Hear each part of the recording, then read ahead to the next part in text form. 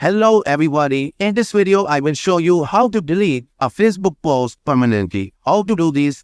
Let's start. Open Facebook application and go to your profile by click on your profile picture. In your FB profile, scroll down the page and find your desired post that you want to delete permanently. Select your post. I want to delete this post. Now click on three dots. After that, find here, move to press option. Click on it.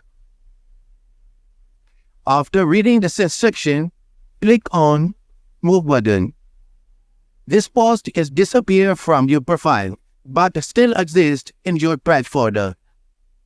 Now go back to your profile and click on three dots.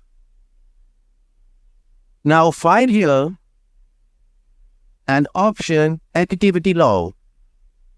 Now find here trash option. You will find here, click on trash folder. In that trash section, you will find all your posts that you delete. Select here and again click on three dots here and click on delete button. Again, click on delete button.